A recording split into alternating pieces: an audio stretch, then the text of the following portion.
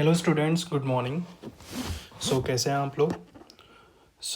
Let's start. Last time हमने क्या कुछ पढ़ा हुआ था, देखते हैं, रिवाइज करते हैं।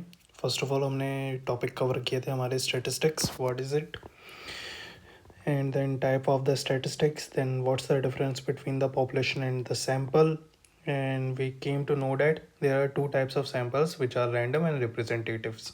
Okay, so now let's start with the sample survey and census. Okay, so what is the sample survey? आपको जैसे पता है कि हमारे पास सैंपल जो होते हैं वो दो तरीके के आते हैं। एक होता है रैंडम और एक होता है रिप्रेजेंटेटिव। ये दोनों के अंदर अप्लाई होता है कि आप बेसिकली सर्वे करते, आप सैंपल निकालते क्यों? क्योंकि आप पूरे पॉपुलेशन के ऊपर अपनी स्टडी कंडक्ट नहीं कर सकते हो, क्योंकि डेटा बहुत सारा होता है, इसलिए आप थोड़े बहुत प्रोपोर्शन के सैंपल्स लेकर आते हो। तो हम क्या करते हैं कि उस सैंपल से हम जो भी इंफॉर्मेशन एक्सट्रैक्ट कर पाते हैं उसको हम कहते हैं कि वो हमारा क्या कहलाता है? सर्वे। Sample survey. हमने जो भी इंफॉर्मेशन एक्सट्रैक्ट करी हुई होती है सैंपल से, तो वो हमारा कहलाता है सैंपल सर्वे। ओके, तो इसकी डेफिनेशन एक बार लिख लेते हैं। बेसिकली इसकी डेफिनेशन क्या है? A survey that includes every member of the population is called a census. That's a census. But the technique of collecting information from the portion of population is called a sample survey. Okay. The technique of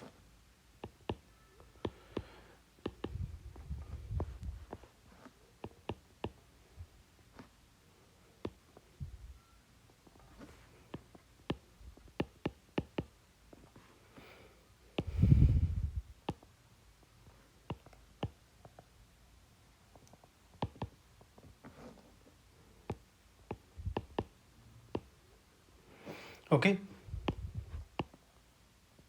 तो हमने जो भी information extract कर पाते हैं अपने sample में से वो हमारा क्या कहलाता है? Sample survey. ठीक है। एक इसका मिलता जुलता वर्ड होता है सेंसस। जो सेंसस होता है वही काम किस पे किया जाता है? जब हम पॉपुलेशन के ऊपर काम कर रहे थे, कि हमने कोई सैंपल एक्सट्रैक्ट नहीं किया है, हम पूरी पॉपुलेशन को का डेटा निकालते हैं, फिर उसको स्टडी करते हैं, फिर उनमें से जो इन्फॉर्मेशन निकल के आती है हम उसे कहते हैं वो है सेंसस। ठीक है। तो सेंसस की क्या डेफिनेशन हो सकती है? A survey that includes every member of population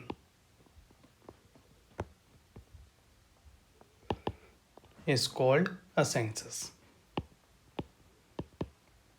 तो सर्वे क्या था? बेसिकली इंफॉर्मेशन थी। ठीक है। लेकिन जब उस सर्वे के अंदर सारे एलिमेंट कंसिडर हो जाते हैं पॉपुलेशन के, तब हम उसे क्या कहते हैं? Census is called census. I hope it is clear now.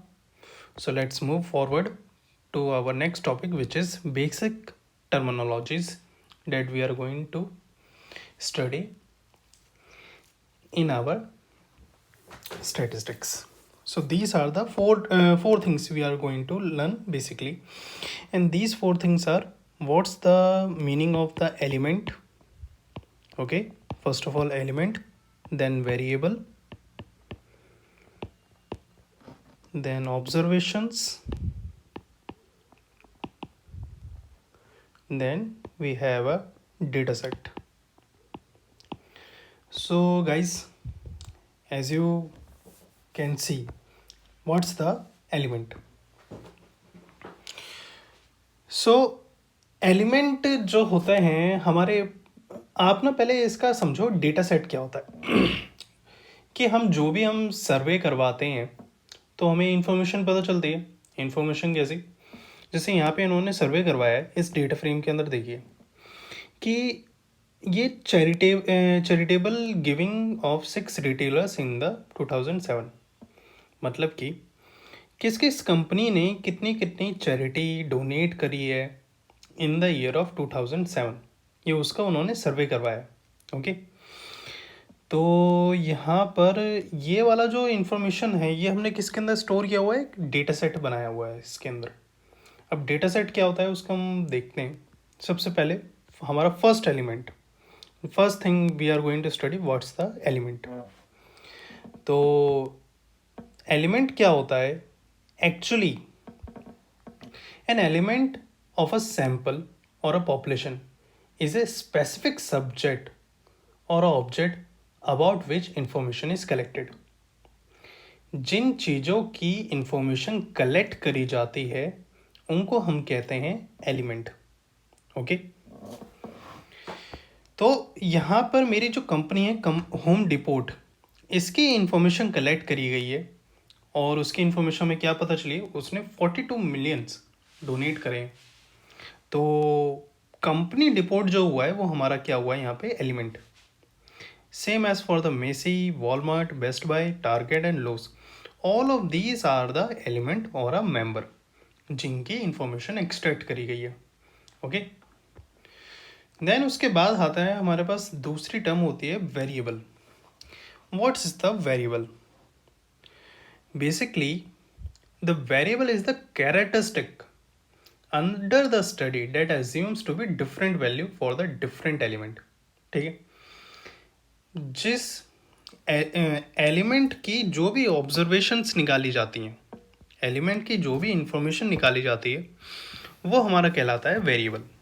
ठीक है, दोबारा रिपीट कर देता हूँ। A variable is a characteristics under study that assumes different value for the different element। In contrast to a variable, the value of a constant is fixed। Okay, तो एक बार इसको note कर लेते हैं और फिर इसके बाद देखते हैं इसकी नेक्स्ट, व्हाट्स द ऑब्जर्वेशन। अभी यहाँ पे हमने देखा कि यहाँ पे सिर्फ एक वेरिएबल के बारे में स्टडी किया गया है कि इन कंपनी ने कितनी डोनेशन दी है चैरिटी को। ठीक है, और इसके बाद हम एक और वेरिएबल कंसिडर कर सकते हैं यहाँ पे कि इन कंपनीज ने कितना कंट्रीब्यूशन किया है ग्रीन हाउस गैसेस के टुवर्ड। उनकी अगर मैं उनका मैं डेटा निकालने चला जाऊँगा तो ये मेरा कहलाएगा वेरिएबल। ठीक है, this is one type of variable, this is another type of variable, first variable and second variable you can see it. ठीक है, और यहाँ पे जो भी इंफॉर्मेशन इनकी हम निकालते हैं वो हमारी कहलाती हैं ऑब्जर्वेशंस। ओके, ये सब क्या है, ऑब्जर्वेशंस। ये हैं एलिमेंट जिनकी इंफॉर्मेशन कलेक्ट करी गई है। और ये पूरा का पूरा पिक्चर जो होता है ये कहलाता है हमारा डेटा फ्रेम। क्या कहलाता है, डेटा फ्रेम। तो चलिए एक बार इनकी डेफिनेशंस नोट कर लेते हैं। First of all elements.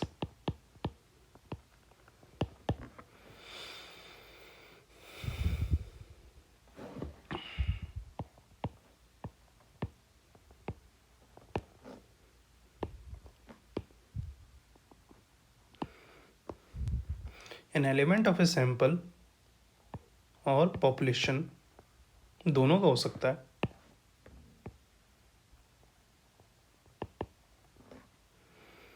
Is a specific subject और ऑब्जेक्ट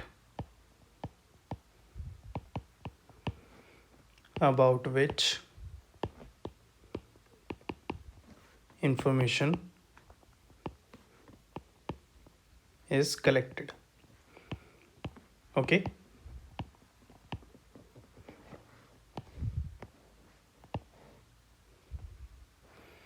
देन हमारे पास आता है variable. What is the variable guys, again answer it. हमारे डेटा के अंदर हम एलिमेंट्स की, अलग अलग एलिमेंट हैं, उनकी हम जो भी इंफॉर्मेशंस हम देखते हैं, इंफॉर्मेशन निकालने की कोशिश करते हैं या इंफॉर्मेशन सर्वे से हमें पता चलती है, वो जो स्टडी के लिए यूज़ होती है वो वेरिएबल है। ठीक है, उनकी वैल्यू को मैं वेरिएबल नहीं कह रहा हूँ। लाइक सॉरी, यहाँ पे चैरिटी जो थी वो वेरिएबल थी, क्योंकि मैंने चैरिटी को स्टडी किया। अगर मैं ग्रीन हाउस गैसेस के एक्सट्रैक्शन को स्टडी करूँगा तो वो एक अलग वेरिएबल होगा, लेकिन इनकी वैल्यूज़ को मैं वेरिएबल नहीं बोल रहा हूँ। ओके, तो इसको आगे देखते हैं।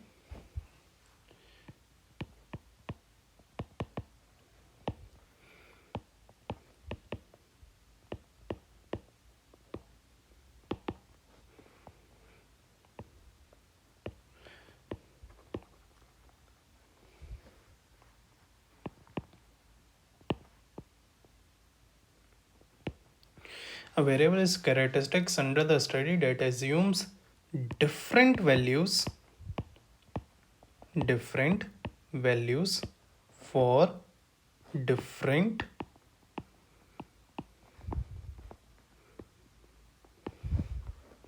एलिमेंट। ये सेम भी हो सकती हैं और डिफरेंट भी हो सकती हैं। ठीक, तो अब इसको आगे देखते हैं। देन हमारे पास आती है observations.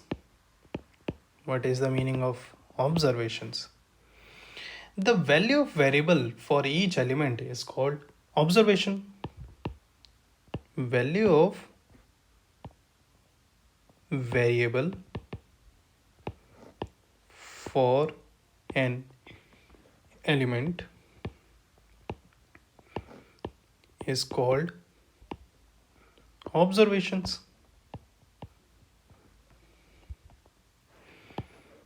Next we have data sets. Data set is nothing as just a collection of observations on one or more variable. ठीक, जब आप, जो मैं कह रहा था, ईगल व्यू लेते हैं या फिर इसको होल पिक्चर देखते हैं, तो उसका मतलब क्या था कि जब आप कलेक्शन ऑफ ऑब्जर्वेशंस देख रहे होते हो किसी एक वेरिएबल की या एक से ज़्यादा वेरिएबल्स की, तो वो हमारा कहलाता है डेटा सेट। तो यहाँ पे अभी जैसे इस वाले डेटा सेट्स की अगर हम स्टडी करें तो हमारे पास सिर्फ एक ही वेरिएबल है, ठीक है, और उसी की चीज़ों को हम स्टडी करें, उसी की मतलब एक ही वेरिएबल की ऑब्जर्वेशंस है हमारे पास, तो ये हमारा डेटा सेट कहलाता है। अगर एक दो और वेरिएबल्स होते हैं नंबर, तो हम बोलते कि there is a data set which have multiple variables. There is a data, but on current situation we have a data set with a single variable. Okay, so let's just note it down. Data set is collection of observations on one or more variable. Okay, I hope आपको यहाँ तक clear हुआ होगा। तो दोबारा से start करते हैं, मेरे साथ बताइए। ये वाला कॉलम किसको शो कर रहा है? ये डेटा जो है ये बता रहा है कि सिटी के अंदर डॉग बाइट्स के केसेस कितने निकल के आए हैं। सेंटर सिटी में डॉग बाइट के केसेस कितने, एलएम ग्रोव में ये सर्वे कंडक्ट किया गया था, कुछ सिटीज़ का सैम्पल सर्वे, और उसमें से ये इन्फॉर्मेशन निकल के आई है कुछ सिटीज़ के अंदर नंबर ऑफ डॉग बाइट्स कितने हैं, 47 है, कुछ के अंदर 32 है, 51 है। ओके, तो यहाँ पे अगर मैं आपसे पूछ रहा हूँ कि चलो मुझे बताओ कि ये जो सिटी वाला कॉलम है ये किसको रिप्रेजेंट कर रहा है, तो आप क्या बोलोगे? Elements. All of them are elements. Number of dog bites क्या है कि आपने किसकी इन्फॉर्मेशन, क्या उसकी इन्फॉर्मेशन निकाली है, इन एलिमेंट्स में से आपने क्या ढूंढने की कोशिश करी है। ठीक है, तो ये हमारा कहलाता है वेरिएबल्स। मैं यहाँ पे ढूंढ सकता था नंबर ऑफ डॉग्स, एक नया एलिमेंट बन जाता इन दैट एरिया, तो ये नया वेरिएबल बनता। ये 47 क्या चीज़ है, 32 क्या चीज़ है, 51, सेम फॉर अदर्स। तो ये सब हमारे क्या है, नंबर ऑफ ऑब्जर्वेशंस। और अगर मैं आपसे बात करूं कि ये पूरा का पूरा जो इमेज है ये किसको शो कर रहा है, तो ये हमारा है डेटा सेट। ओके, अभी तो यहाँ पे सिर्फ एक ही डेटा सेट है। हमारे पास सिनेरियोज ऐसे ऐसे आते हैं जिनके अंदर हम लाइक हंड्रेड कॉलम्स को स्टडी करते हैं, हंड्रेड वेरिएबल्स आ जाते हैं। तो चलो उसको आगे पढ़ते हैं। So our next topic is type of variable.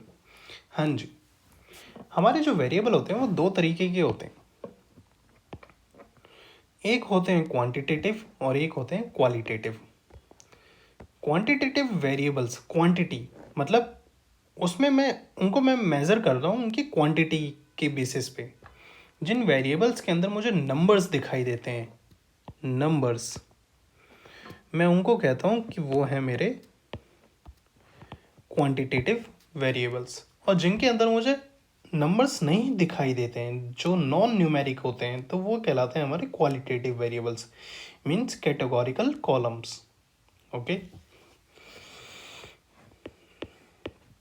these are numeric and these are non-numeric.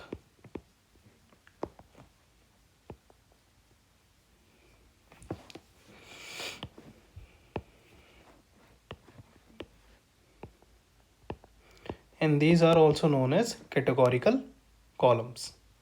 Okay, basically जो जनरल डेफिनेशन फॉलो होती है वो यही होती है कि हम कुछ कॉलम्स को कहते हैं वो न्यूमेरिकल कॉलम्स हैं, और कुछ कॉलम्स को कहते हैं जो क्वालिटेटिव डेटा शो करते हैं हम उनको कहते हैं कि वो कैटेगोरिकल कॉलम्स हैं। ओके, तो इन न्यूमेरिक के अंदर भी दो केसेस निकल के आते हैं। एक होता है फर्स्ट ऑफ ऑल डिस्क्रीट का, एंड सेकंड होता है कंटिन्यूस का। अब जो हमारे नंबर्स होते हैं जैसे 1 2 3 4 5, ठीक है, तो ये जो सारे नंबर्स होते हैं ये अगर एक डेटा फ्रेम के अंदर है तो ये दो तरीके के हो सकते हैं, या तो न्यूमेरिक या तो डिस्क्रीट हो सकते हैं, कंटिन्यूस हो सकते हैं। अब डिस्क्रीट और कंटिन्यूस का जो बेसिक डिफरेंस है वो ये होता है कि इसके अंदर कोई इंटरमीडिएट वैल्यूज नहीं होती। डिस्क्रीट के अंदर कोई इंटरमीडिएट वैल्यू नहीं होगी दो डिस्क्रीट वैल्यूज के बीच में। फॉर एग्जांपल जैसे number of cars owned. Okay, number of cars own या नंबर ऑफ हाउस ओन्ड्स, ठीक है। तो किसी बंदे के पास, किसी पर्सन के पास या तो एक कार होगी या तो दो कार हो सकती हैं या तीन कार हो सकती हैं, बट कभी ऐसा नहीं होगा कि किसी एक ऐसा पर्सन है जिसके पास 1.5 कार्स हैं या 2.5 कार्स हैं। ये मतलब ये एनॉमली है हमारे डेटा के अंदर, ये पॉसिबल ही नहीं है। ओके, तो ऐसे जब हमारे कुछ डेटा निकल के आते हैं कि हमारे पास ऐसा डेटा है जिसके अंदर इंटरमीडिएट वैल्यूज़ पॉसिबल नहीं है, डेसिमल वैल्यूज़ पॉसिबल नहीं होती हैं डेटा के अंदर, तब हम उसे कहते हैं कि वो हमारा डिस्क्रीट न्यूमेरिकल कॉलम है, ठीक है, डिस्क्रीट क्वांटिटेटिव वेरिएबल है। ओके, जैसे मैं एक क्वेश्चन कर रहा था, मैं एक डेटा सेट को सॉल्व कर रहा था, तो उसमें मैंने एक गलती कर रहा था कि मेरे पास मिसिंग एक कॉलम था, उसके अंदर मिसिंग वैल्यूज़ थी, वो मुझे मिसिंग वैल्यूज़ भरनी थी और उनको डील करना था। और वो जो कॉलम था वो था number of seats in a car, number of seats in a car. तो वो मुझे न्यूमेरिक दिखाई दे रहा था, तो मैंने उसका मीडियन से मैं उसको इम्प्यूट कर रहा था। अब मीडियन मेरा निकल के आ रहा था, वो आ रहा था 3.5, ठीक है, और जितनी भी मिसिंग वैल्यूज़ थी मैं उनको भर देता 3.5 से। लेकिन बाय द एडवाइस देन मुझे ध्यान आया कि नंबर ऑफ़ सीट्स तो कभी भी हमारे डेसिमल में हो ही नहीं सकती हैं, 3.5 तो एक्चुअली में एग्जिस्ट ही नहीं करती हैं। लेकिन तो इसमें क्या करें, तो तब मुझे समझ आया कि मैं यहाँ पे एरर कर रहा हूँ, मुझे इसको